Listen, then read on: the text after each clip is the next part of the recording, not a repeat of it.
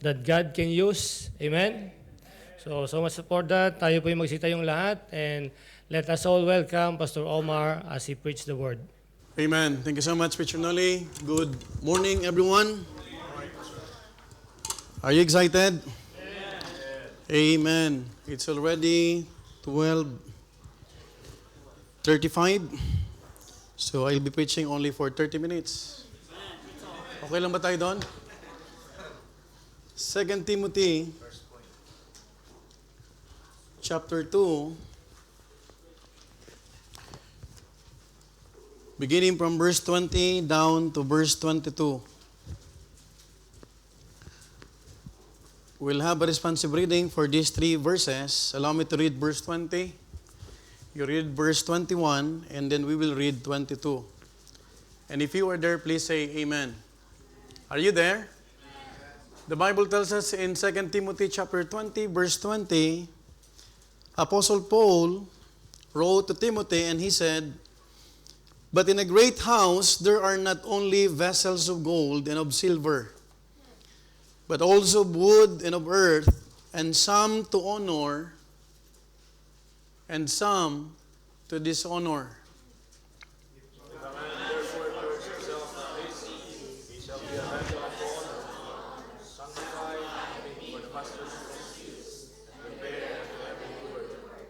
Verse 22, altogether now read.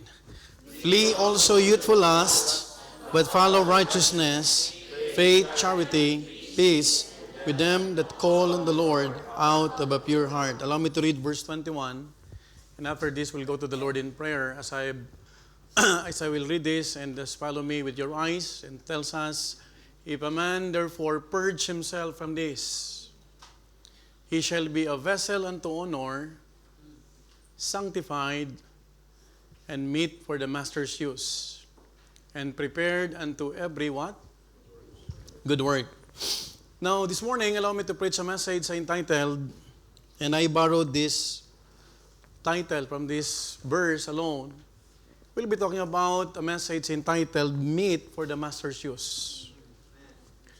Meet for the Master's use. Shall we go to the Lord in prayer? Father God in heaven, thank you once again, Lord, for the great privilege that we could approach thy holy throne.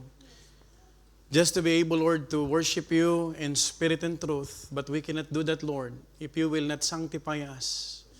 If you will not cleanse us, Lord, especially, Lord, your servant. It is my utmost desire, Lord, that I could be a blessing to your people.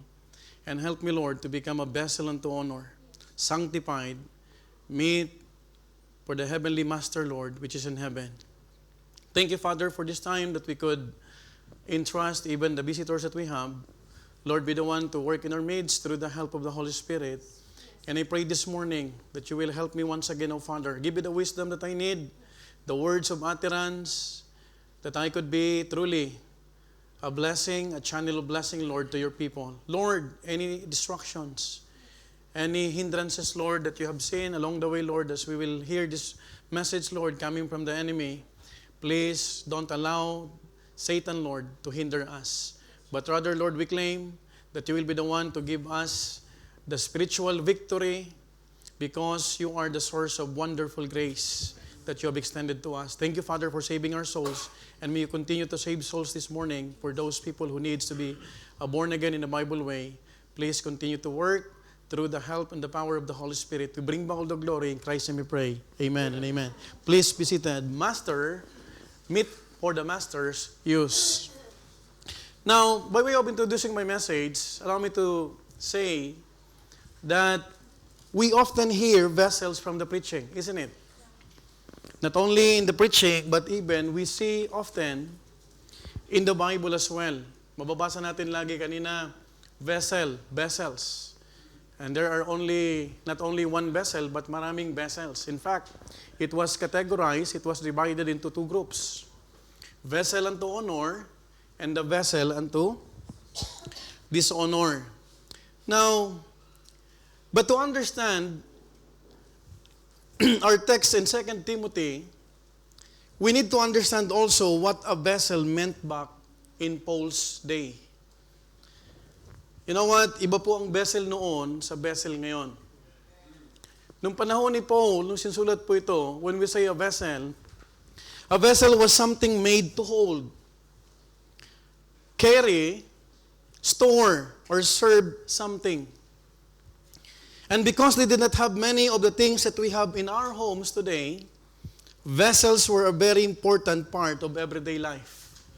You know what, today, if we need to store our rice, we buy a container. Tama po ba? Ang tawag doon ay vessel. Itong hawak ko po na to, kinuha ko kay si Sir Nel. This is one of the kinds of vessels. Lalagyan. Sisidlan ng ng tubig. Tama po ba? Para sa tubig to, no? Now, if we need to store food, we have what we call in our country, Tupperware. Ito yung favorite ng mga balot ministry. Tataka ka, bakit bulky yung bag nun? May Tupperware yan, pastor. Kasi pag walang Tupperware, walang balutin mo. Now, when we buy oil, it already comes in a bottle.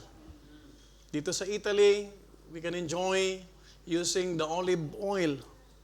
Amen? Extra virgin eh. At makita mo dyan ay ang gaganda ng mga botilya nila. When we buy milk, it comes in a carton or minsan sa plastic.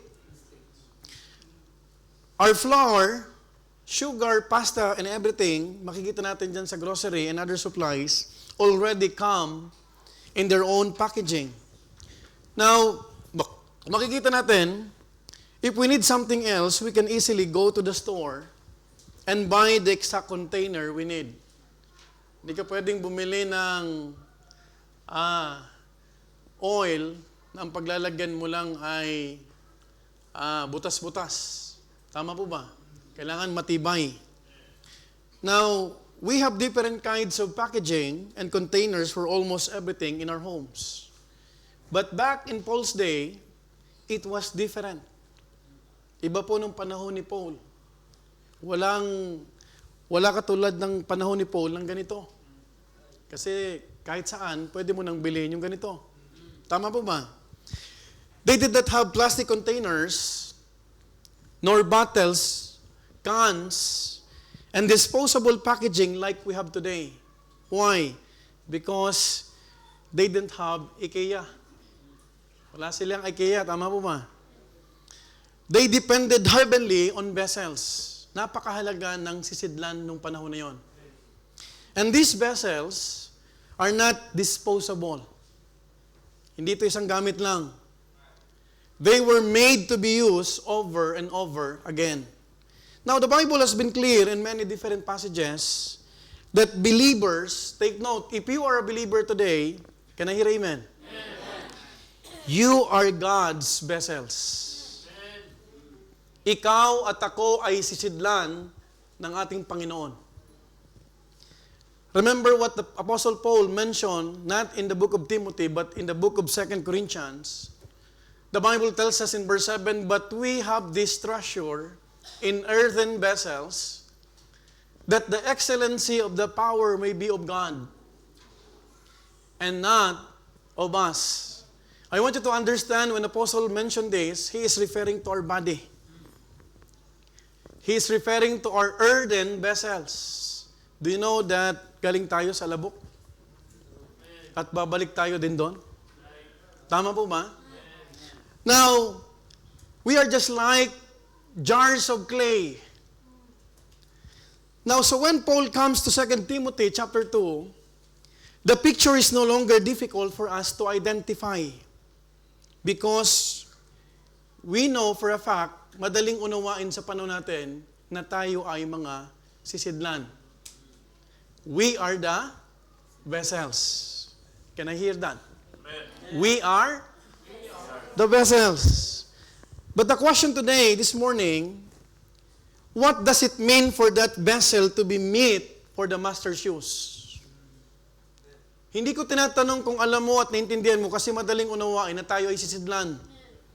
My question this morning is this: what does it mean for that vessel to be meet for the master's use? Because most of the time, we are desiring, Lord, use me. Use my life, use my talent, use my treasure. Pero ano po ba ang ibig sabihin? Ano ang totoong kahulugan ng maging isang sisidlan na kagamit-gamit ng ating Panginoon? That is why this morning I would like to submit 3 truths about to ingrain. The 3 truths how to ingrain for the master's shoes. Number 1, let's talk about remember that you are a vessel. I want you to understand the first main point. This is very important. Because maaring nakakalimutan mo na you are saved to serve, at gusto ko pong maalala mo na nung ikaw ay niligtas at ako ay niligtas ng Panginoon, doon sa kapahamakan doon sa impyerno, ay may layunin ng Panginoon na tayo ay maging sisidlan. Folks, the Bible tells us again in verse 20, but in a great house, I want you to notice the phrase great house, there are not only vessels of gold and of silver, but also of wood and of earth, and some to honor, and some to dishonor. Now, Apostle Paul described a great house in verse 20. What is the great house that Apostle Paul is referring to in this particular verse? We should not, take note, we should not allegorize it as heaven or assign spiritual meaning to each of the vessels that Apostle mentioned. We have no right to spiritualize, to allegorize yung mga literal na bagay na nakasulat sa Biblia. Because Apostle Paul, in cross-reference of 2 Corinthians chapter 4, verse 7, sinabi niya that we are the earthen vessels. Now, we have to understand also that the great house is simply just the setting of the illustration. He wants to illustrate so the readers then could understand it better. Nung panahon ni Paul, wala pang maraming sisidlan. Wala pang vessel na katulad dito. Wala pang ganito. That is why Apostle Paul needs to use an illustration about what? Vessel. Kasi ngayon, lahat ng uri ng vessel, palayok, plastic, wood, bato, available na. And in fact, kahit saan, kahit anong kanto, meron kang mabibiling vessel. Are you following? Now, in a great house, it simply means a house of a wealthy person. Folks, and he is saying that in the house of the wealthy, you will find many vessels of different kinds. Alam mo kapatid, pag nakakita ka ng gold, silver, hindi yan makikita sa isang ordinaryong bahay. But you can only find that or look for that in a great what? House. In a great house, ng pag-aari niyan ay walang iba, yung mayaman. Folks, there are vessels made of gold, made of silver, wood, and earth.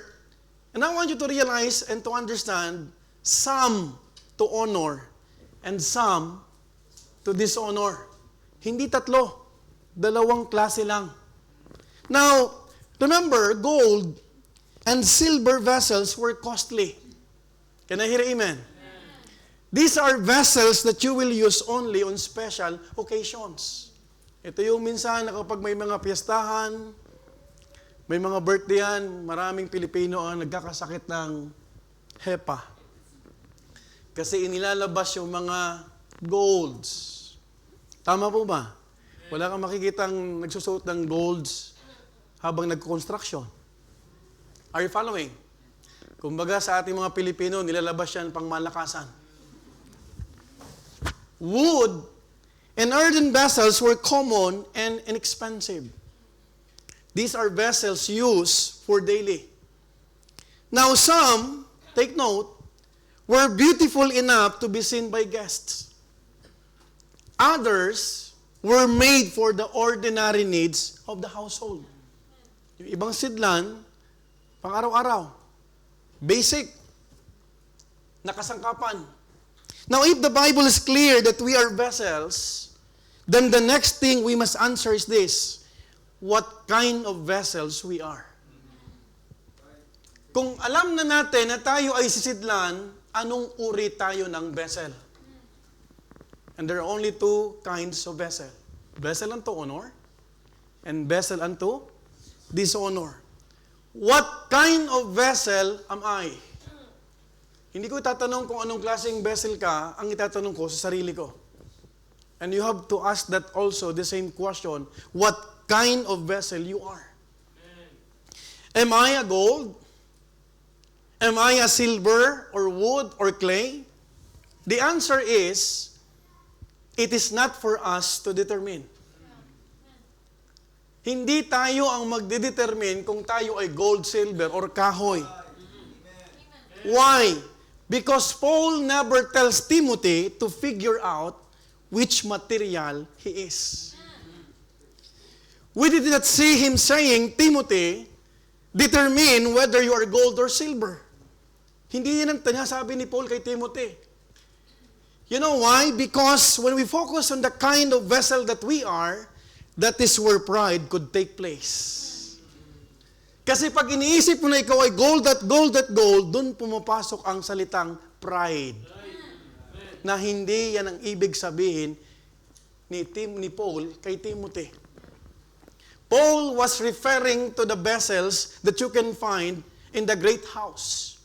Some gold, silver, wood, and hay, but some to honor, and some vessels unto dishonor. Now, this is where pride can make us forget that we are just vessels. Hindi ikaw at ako ang magsasabing, ako'y ginto, ikaw ay kahoy. Tama po ba?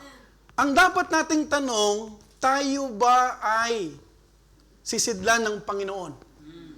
Folks, and we have to remember that the house did not have only one vessel. There were many. It was specified by Apostle Paul. Sometimes, after God has used us for a while, we begin to feel as though we are more important than we really are. Kapag inisip mo na inisip, ako ang ginto sa loob ng church, doon ka nagsisimulang magpahalaga sa sarili mo. Are you following? We think that nobody can do it better than us. Alam mo, kaya sinabi ni Paul kay Timothy, what kind of vessel you are a vessel unto honor or dishonor. Hindi sinabi ni Paul kay Timothy, alamin mo kung gold ka, silver, or wood ka lang. No, sir. You have to read carefully the context.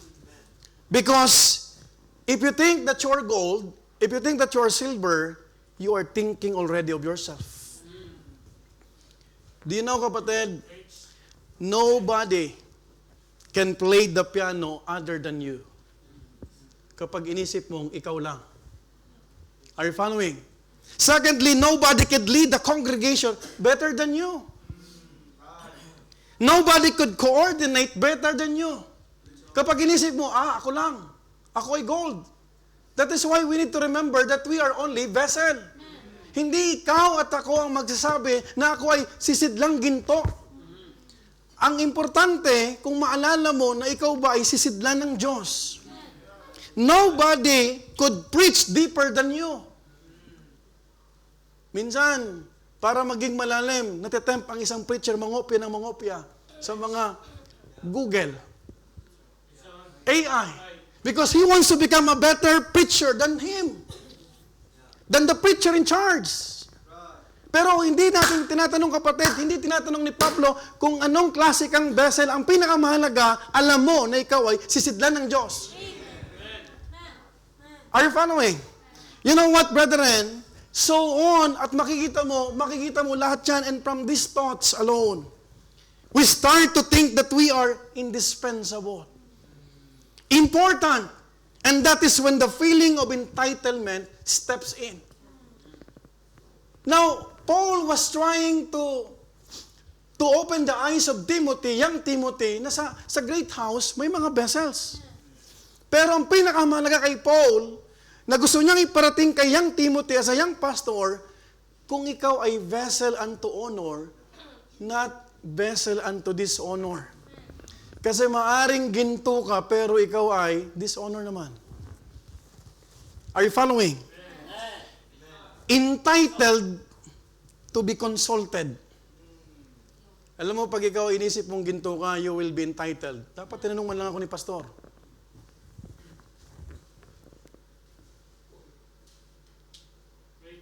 Entitlement is a pride. Entitled to be recognized. Pag hindi nare-recognize, nagmumukmok. Sayang naman ang kinang ko.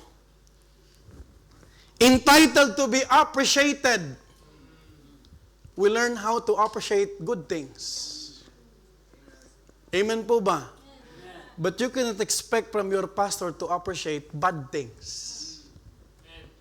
Can I hear amen? And when we step into the realm of thinking, we lose sight of the reality that we are nothing but just vessels. Sisidlang lang tayo. Tayo ay lalagyan lang. Amen po ba? Hindi ko problema kung ano akong klaseng sisidlan, kung ginto ako, plastic ito. Ang alam dapat natin, ang dapat mahalagang masettle sa atin ay sisidlan tayo ng Diyos. Are you following? Folks, vessels are useful but never indispensable. Can I hear amen to that? When we exempt ourselves from certain tasks because we think we are doing mighty things for God, we have forgotten that we are still vessels. Aba, teka lang, missionary na ako, bakit mo ko utusan? That becomes a problem. Yun ang mali sa loob ng Kristyanismo. Kapag pinasok mo na, ginto ako. That is why you have to remember, we are simply vessel. Tayo ay sisidlan. Are you following? You may have ability, but let me remind you this morning, you are still a vessel. You may have experience, but let me remind you, you are still a vessel. You may have influence, but you are a vessel. And you may have what? You may be respected, but you are a vessel. You may have been here longer than everybody else, but you are still a vessel. Kahit ikaw ang unang nagpirma dito, kasunod ni pastor, please don't forget that you are a vessel. At ang pinakamahalaga sa bahay-sambahan, walang iba, Panginoon. Hindi yung bago, hindi yung pinakamatagal, hindi yung may title, kundi tayong lahat na naglilingkod sa Panginoon dahil ang tinataas natin, Panginoon lang. You know what, visitors, I would like to submit to all of you, whether online and on-site, we invite people to come. Because we want you to learn, we want you to understand that Jesus Christ is the only Savior. He's the only powerful person who could save your soul. Because if we will not have a genuine relationship with the Lord Jesus Christ, you might have a religion without a relationship with God. Kapag namatay po tayo po mga bisita na wala tayong relasyon sa Panginoon, I want you to understand, tayo ay mapapahamak sa impyerno. At ang kailangan mo lang gawin, maunawaan, si Kristo ang tanging tagapagligtas. You know what? It is a best thing to desire. Lord, help me to become a vessel of grace. Amen? A vessel of grace. Yung pagkausap ka, nakikita sa iyo yung grace ng Panginoon. Amen? Yung pag may problema ka, you are a vessel of encouragement. A vessel of comfort. Hinahanap mo, alam mo, gusto kong kausap si Sir Nova pag may problema ako. Nako-comfort ako. Papunta sa emergency room.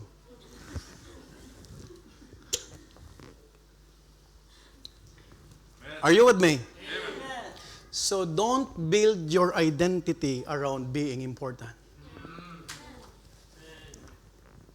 Don't. Huwag kang mag-build ng identity sa loob ng great house. That your identity will be built up. Kasi pag binild mo yan, ikaw na ang mahalaga.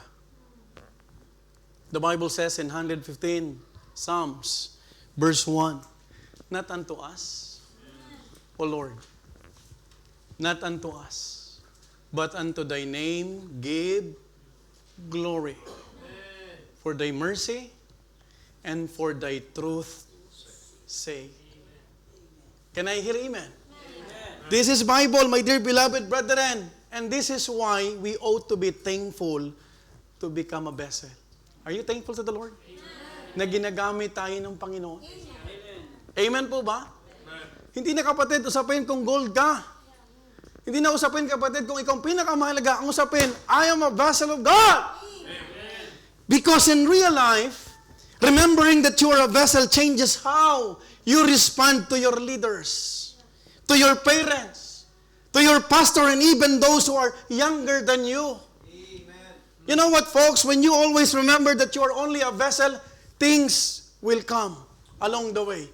I'll give you an example. Number one, when somebody corrects you, you don't immediately become defensive because of your years of experience.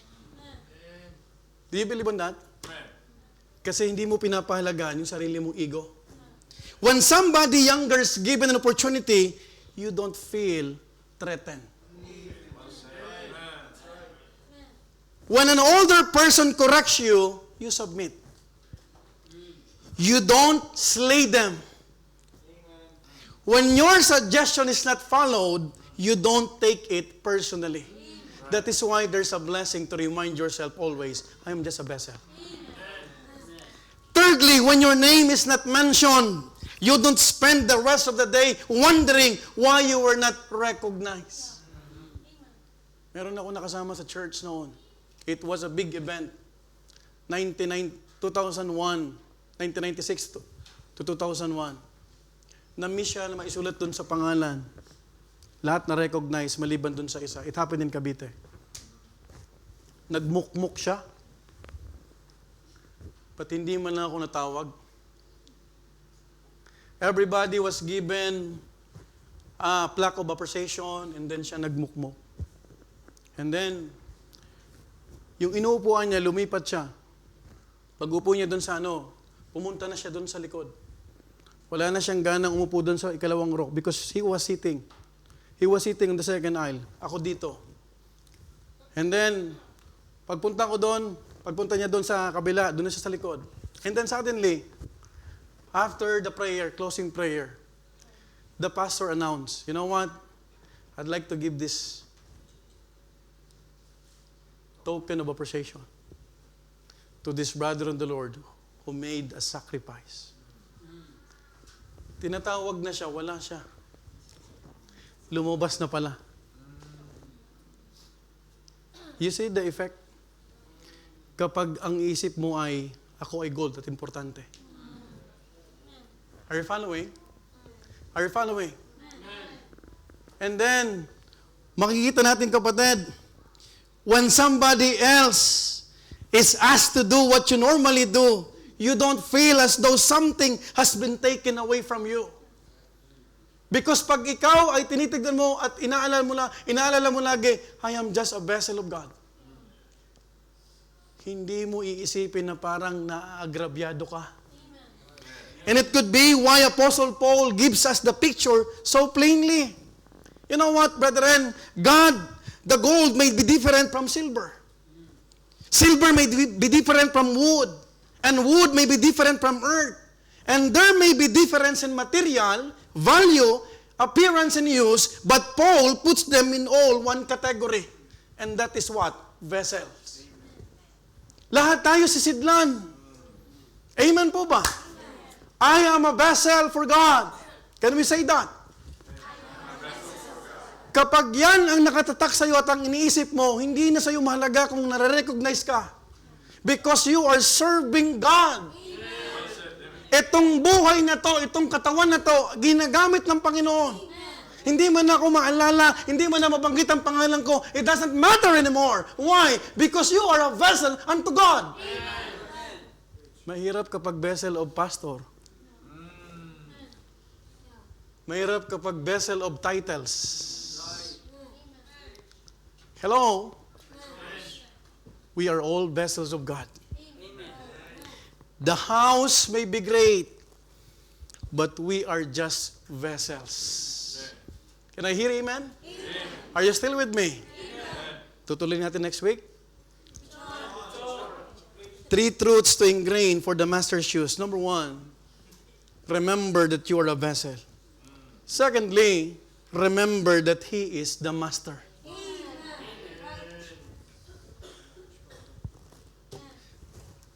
In 2 Timothy chapter 2, verse 21, I want you to read with me the last phrase of this verse. And meet for the master's use, and prepared unto every, what? What? Good work. good work. In verse 20, Apostle Paul gave us an illustration. He spoke about a great house and different kinds of vessels found in it. Isn't it? Yun ang nakita natin. But when we come to verse 21, Apostle Paul leaves the illustration and begins application. Kung sa verse 20, he's talking about vessels. Pagdating sa verse 21, he says, if a man therefore purge himself from this. Now, ano ibig sabihin nito? It means, there is something that we can do. Yes, we are vessels. Can I hear amen? And as vessels, we cannot make ourselves gold. Itong hawak ko na si Sidlan, hindi to pwedeng sabihin niya, hey, I want to be a gold and platinum. No. Are you following? Folks, a vessel cannot promote itself to a place of honor. A vessel cannot assign itself a task. But a vessel can be cleansed. Nung tinignan ko to, I was looking kung ginamit na ni Sister Nel to. Sabi ko may tubig-tubig na. Ibig sabihin, ginamit niya na. And if you are sensitive, di mo basta gagamitin to. Unless ikaw ay si Dapio. Tama po ba? Tama. Or, I'll get out and then wash this. And then I will ask water. Kasi ito ay vessel. Are you following? Are you with me? Now, that is the difference. Yung sinasabi ni Apostle Paul, purging. Why? Because the vessels belong to a master. He is not his own. If the vessels belong to itself, it could decide what was acceptable. Hindi ito pag-aari ng plastic. Pag-aari ito ng nag-aari. Are you following? This is only a vessel, but that is not the source. This is a vessel for water. But this is not the source of water. Tama po ba? Who is the source? The master. Amen po ba? Hindi tayo ang source. Kung ginagamit ka ng Panginoon, hindi ka source. You belong to the master. And I belong to the master. And there's only one master in heaven. His name is Jesus Christ. He is our master.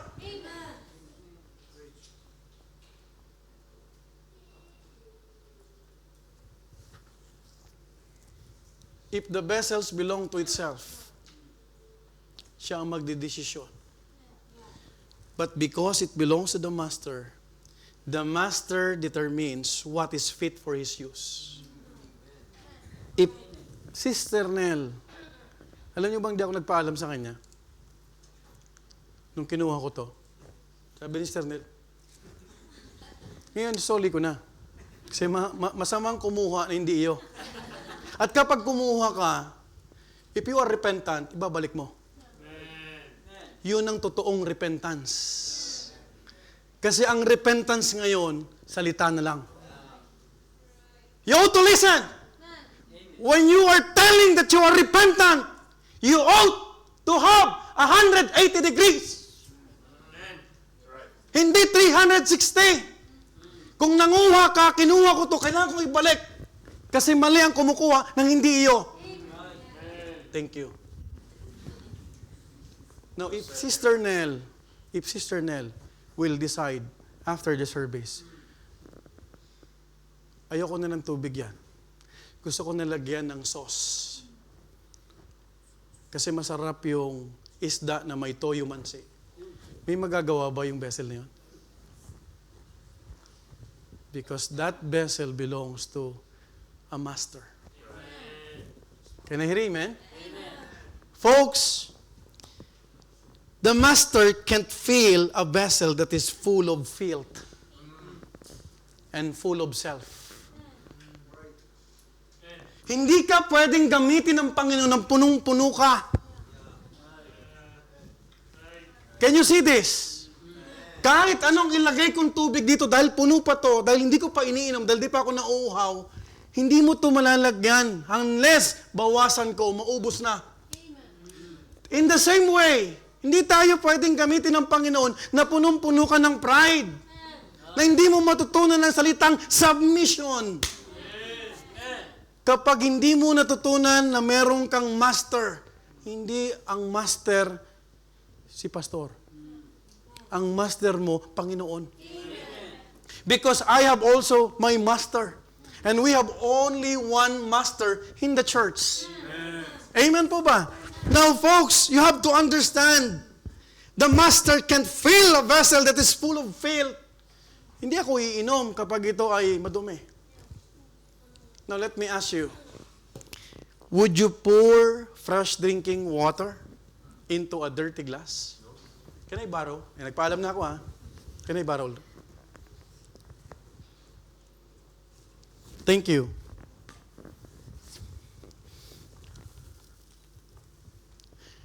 Inawakan ko yung buhangin. Ngayon, lalagyan ko to ng buhangin.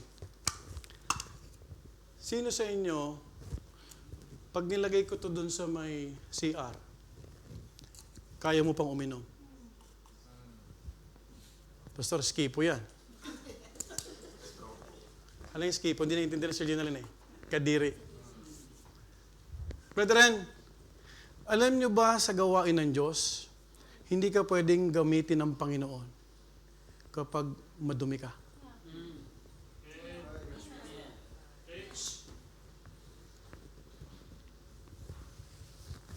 At tayong lahat ay naging madumi. Pero nung binigay na sa atin ang pagkakataon na makamtan ng kaligtasan and we have forgiven by God, shall we continue in sin that grace may abound? No, sir. Wala namang malinis sa atin. Sino bang malinis? Wala. Tama? Pero nung nilinis tayo ng Panginoon, doon lang tayo naging what? Vessel. Can I hear amen? Would you pour expensive olive oil into a bottle still filled with spoiled oil? Sino sa inyo ang nagluluto dito? Taas kamay. Nagluto ka ng tilapia. Nagluto ka ng tuyo. And then, yung botilya ng olive oil, extra virgin, galing pa sa Amonte Mountain. Lalagyan mo ba ng gamit na langis? No. Hahanapin mo yung isang sisidlan. Kasi manghihinayang ka. Would you place fresh food on a contaminated serving plate? To answer that, of course, we could, but we wouldn't. Kasi walang matino na tao na iinom sa madumi. Tama po ba? Kanya nga, kapag gumagawa tayo ng ministry, hindi ito ginagawa sa Panginoon. Ginagawa lagi sa Panginoon. Hindi sa tao, kundi sa Panginoon lang. Amen po ba? God will never use us if we have a double life. Pagdating sa church, mahaba ang palda. Pagdating sa labas, labas ang bituka. Praise it. Amen. God will never use us. Gaano ka man kagaling mag-acting. Folks, the master is the same. He is looking for a clean vessel to use. Are you following? If you are just a vessel, whatever is inside it, it's not your property. Kung anong laman niyan ay hindi sa'yo. Ang may-ari niyan ay ang master. Ginamit lang tayo para malagyan, pero hindi sa atin ang laman niyan. Alam mo ba lahat ng knowledge natin from dito, hindi galing sa atin? Bible school students? Don't boast about your knowledge. Do not enroll in a Bible college just to show your knowledges. Alam mo ang purpose bakit ka nag-enroll dapat? Para maging kagamit-gamit ka. By the way, ang Bible college hindi pampalipas oras. Right. Ang Bible college is a platform. Amen. It's a tool. Because iron sharpeneth iron. Amen po ba? Ang tubig na laman ng plastic cup ay may-ari, kapatid. Sister Nell, kanina. Pero walang kapangyarihan. Maliban na lang kung pakialaman ng totoong master. Amen. In James 4:8, the Bible says, cleanse your hands, ye sinners, and purify your hearts, ye double-minded. Alam mo bang kasalanan ang nagdadalawang isip ka lagi pagdating sa gawain ng Diyos? Umiyak-iyak ka during invitation, Lord, you have impressed upon my heart to enroll in the Bible. Tapos, ano ba? Nag-enroll ba ako? So, ibig sabihin, nagkamali ang Panginoon sa pangungusap sa iyo. Alam mo ba ang laging nagdadalawang isip? Kasalanan? Bigyan kita ng halimbawa. I think I'm in love with Krisha. Paglipas ng araw, no, I think I'm in love with Virgie.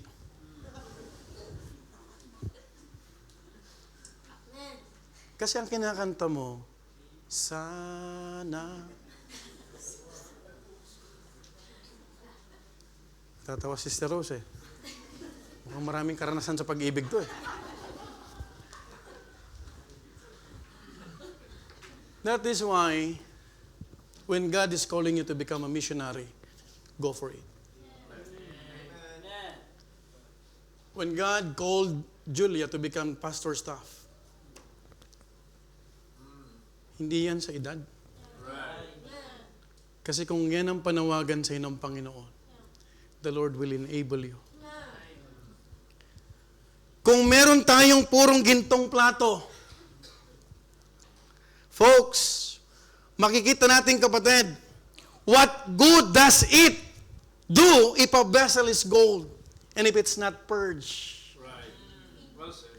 Anin mo yung ginto ito pero madumi. I don't care kung galing pa to ng Paris. It's a brass-plated.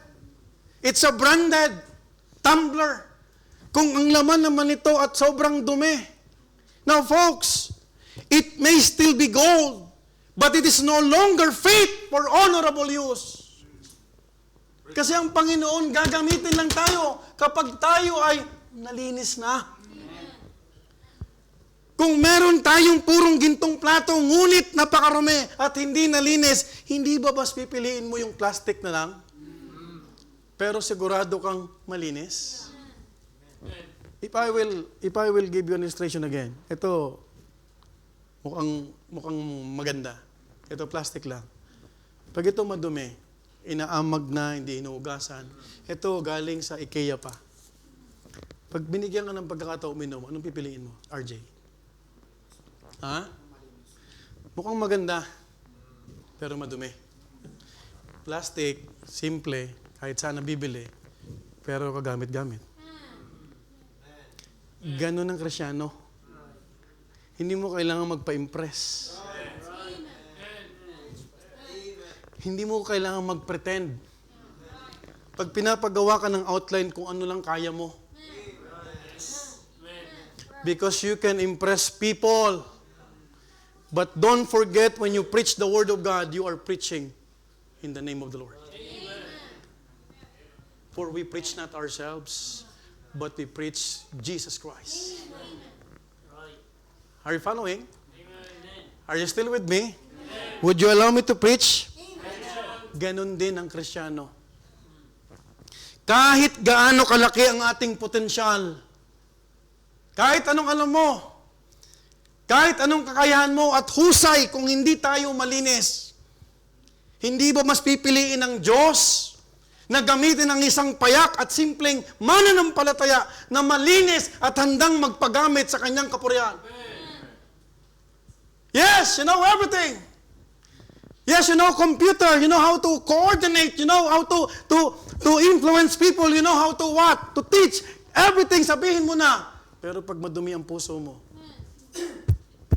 hindi ba pipiliin ng Panginoon yung mga walang alam? Are you following? Hindi naghahanap ang Diyos ng sisidlang ginto bago niya ito magamit. Ang hinahanap ng Diyos ay isang sisidlang malinis na maari niyang gamitin. Hindi mo problema kung anong klaseng sisidlan ka. Ang problema mo kung alam mo ang ginagawa mo para sa Panginoon. Amen. In 1 Corinthians 1:27 to 29, but God, sinong namimili? It's God. When Israelites chose a king, because Saul, he was what? Seemingly perfect person. A perfect man. Matipuno. Guwapings. Matangkad. Matipuno. Malakas. But God did not choose Saul. He chose David. A man after God's own heart. And that's why I would like to remind you all, God had chosen the foolish things of the world. Can you please post that? And God had chosen the weak things of the world to confound the things which are mighty. In verse 28, and base things of the world. Yung pag nag-English baluktot,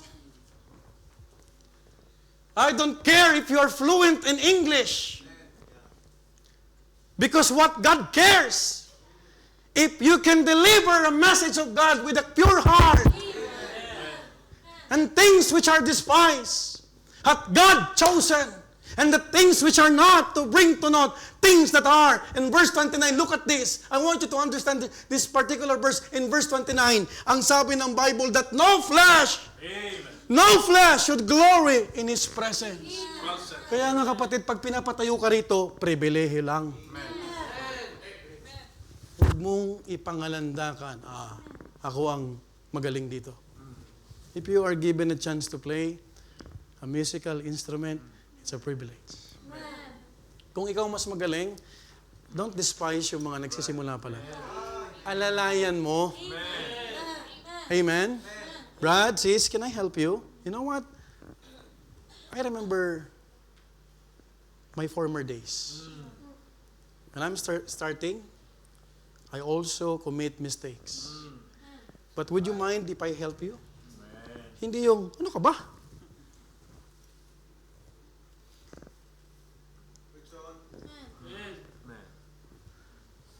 Kadalasan ang ginagamit ng Panginoon, yung mga seemingly mahihina. Folks, the Master's concern is the condition of the vessel more than the potential of the vessel. Maraming Kristiyano, maraming potensyal, pero hindi ginagamit ng Diyos. You cannot even hold leadership. Because if God will entrust you leadership, you ought to understand, am I a vessel unto honor? Kasi pwede mong sabihin, ang dami kong potensyal. Alam mo ba ang Panginoon? Di ka naman ginagamit ng Panginoon dahil may potential ka eh. Sa totoo lang, na-discover mo na may potential, nagpagamit ka. Tama po ba? Folks, there is much neglect when it comes to being meat for the Master's use. Because we tend to emphasize the word use more than the word meat. Alam mo ang dapat may weight? Hindi yung use. Gagamitin ako. Na-meet mo ba yung standard ng Panginoon? Amen?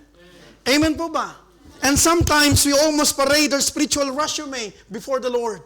Number one, some are telling, Lord, I can preach. Alam mo ba yung minsan yung mga magagaling na, yun ang di ginagamit eh.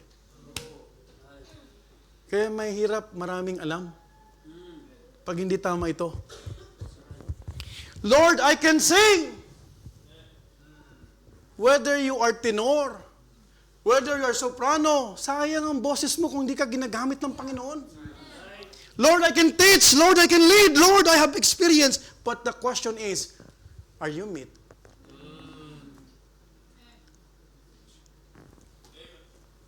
And are you fit? Are you clean? Am I clean?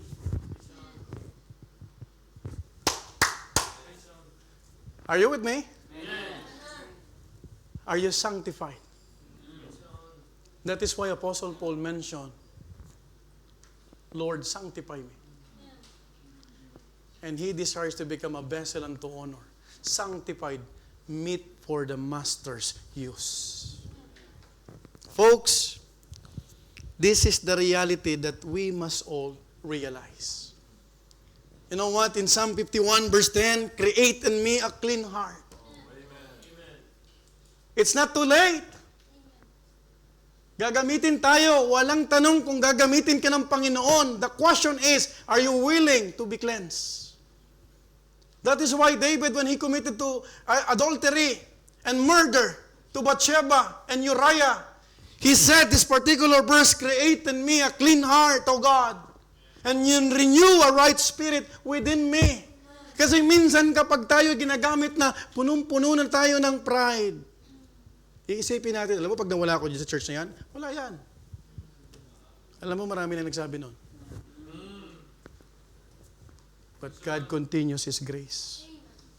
In 1 John 1:9, let me encourage you this morning.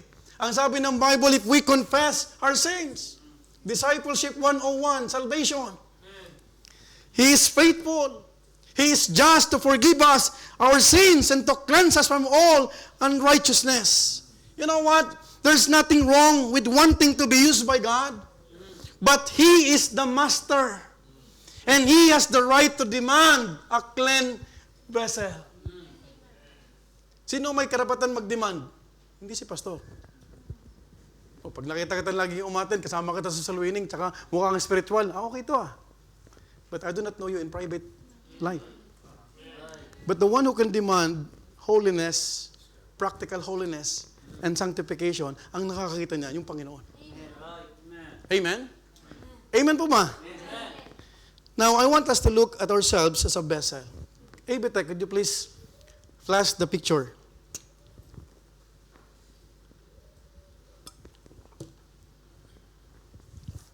These are the pictures of the vessels. Of the vessels, I mean. Madami. Tingnan niyo mabuti yan. Iba't iba, di ba? May pabilog, may pahaba, may dalawang hawakan, yung dalawa walang hawakan, yung isa attractive ang color, yung isa parang pale. Have you noticed that?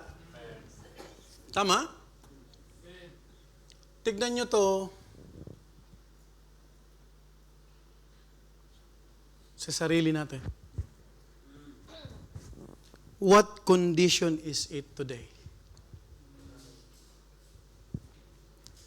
Is it clean? Is it purged? Or is it full of sludge or mire or clay? Kumusta yung ating sisidlan? Brethren, people at the back, may we desire to be a vessel unto honor. Not the attitude that boasts, Lord, I am not ready to be used yet. Alam mo ba pag sinasabi mo, hindi pa ako handa, nagyayabang ka. Can I hear amen? Amen. Why, Pastor? Alam mo ba na may bukas pa? Praise God. Alam mo ba na ang paglilingkod now? Now na. Hindi bukas. Hindi mo pwede sabihin, hindi pa ako handa. I'm not yet ready. Do you know? It will not happen na magiging handa ka. Kasi ang paghahanda, you are starting to make a baby steps. Tama? Tama po ba? Paano ka magiging equip, paano ka magiging handa kung yung mga baby steps ayaw mong hakbangan? At nagyayabang po tayo pag sinasabi natin sa Panginoon, Lord, I'm not yet ready. Parang sinasabi mo, Lord, I don't need you. I can do mine. Right? Kaya nga sa gawain ng Panginoon, dapat lagi tayong handa. Can I hear amen? But the burning knowledge that is just a privilege. Not ako na naman. Sa naririnig ko, ako na naman, kita ni Pastor. Alam mo dapat, Lord, salamat, ginagamit mo. Ako na naman pinapagawa ng banner doon. Malta yun, nakagawa na ako ng Milan. Numero 1 reklamador. Alam mo ba, it's only a privilege to serve the Lord.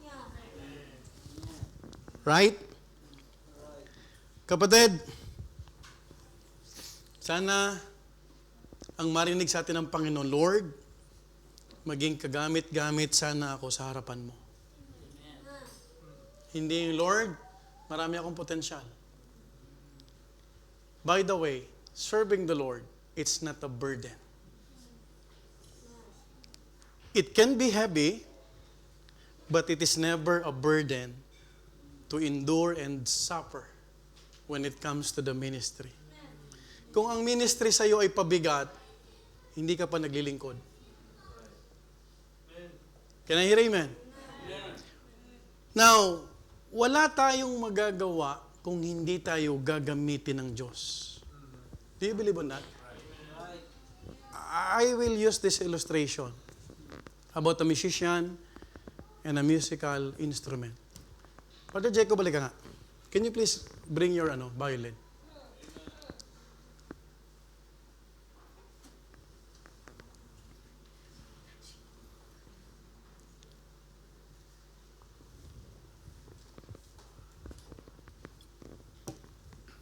This is a violin, isn't it? Tama? Violin to, di ba? RJ, can you please come? Do you know that this violin came from Austria? And this wood is being polished. Kapag ginamit mo to, you can produce good music. Here's the violin. Here's the violin. Do you know how to use that? Upo ka na. You forgot. Tama ng exposition mo. Itong violin na to, pag nilagay natin dito, it's just a violin. It's just a display. This violin itself cannot produce good music. Unless I will hand it to the musician. Can you please play to rescue a sinner? On the spot to.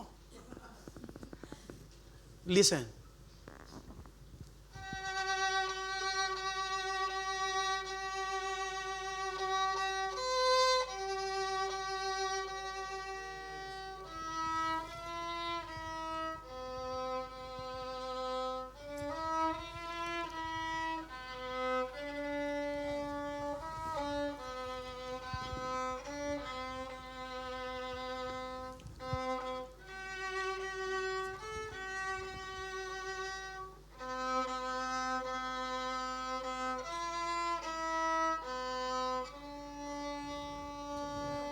Thank you so much. Palapakan natin. You can go back.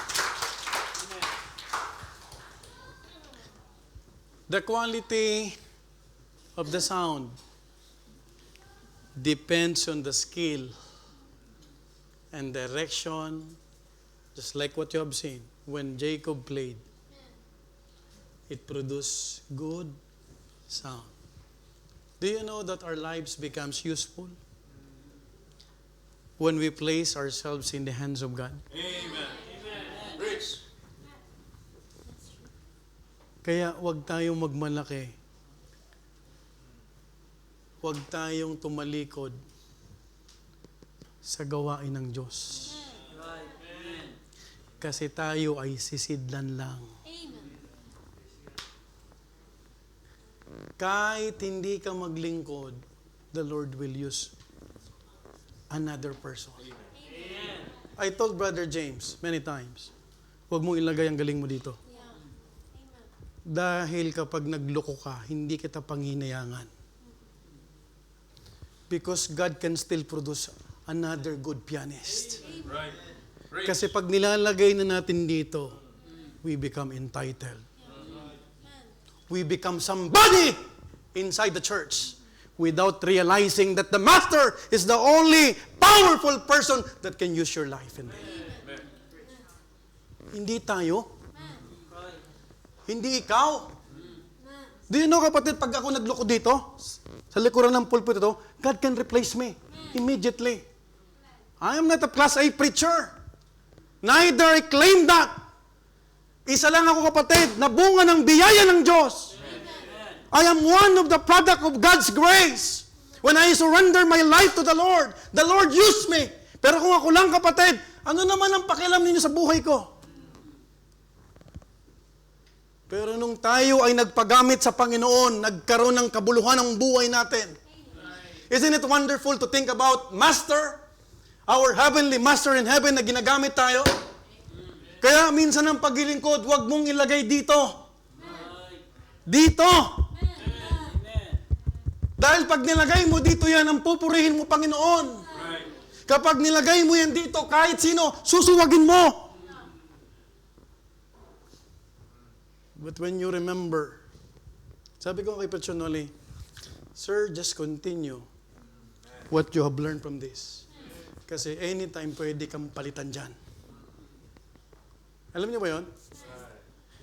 Kahit ang pastor niyo, I am not indispensable. Are you following? Are you with me? Have you seen the violin? Palamuti. Pero nung hinawakan na ni Brother Jacob, because he is the musician, wow, it produced good music. Same thing with us. Alam mo ba walang kabuluhan ng buhay pag di tayo nagpapagamit sa Panginoon? Kasi ang gumagamit lang sa atin ay mundo. Aren't you glad? Even our little warriors, naturuan silang mag-pray. Naturuan silang paano magbasa, magpahalaga ng salita ng Panginoon. Kasi habang bata pa, they need to be exposed. Remember that in a great house, there are many vessels. And remember that to be met for the master's use is to submit to the master's authority. Well said. Standard and will. Kapatid, sa church, meron tayong authority. Sa bahay nyo, may authority. Sa loob ng Sunday school area, may authority. Tama po ba? Pag pumasok ka ng Agencia Entrati, may authority. You cannot do whatever you wanted to do unless you submit to the master's authority. Have you realized that? Kaya hindi ka pwedeng gamitin ng Panginoon kung hindi malinis ang sisidlan ng buhay mo. Unless you empty yourself. And I encourage you, brethren, young people, hindi pa huli ang magsimula. If you are thinking, it's really hard for me, Pastor, because I do not know the first step. You know the first step? Repent. Repentance. Repentance is a change of mind that leads to a change. Huwag mo nang hayaan na pumalaot ka sa kasalanan. Huwag mo nang hayaan na para kang gulay na. Yung kinamumuhian ka na ng sarili mong magulang at sarili mong kapatid at sarili mong asawa. Because when you gave your life to the Lord will use you. Magpuproduce ka ng magandang music sa loob ng bahay, sa loob ng klase mo, sa loob ng church. At magkakaroon ng kulay at makahulugan ang buhay mo.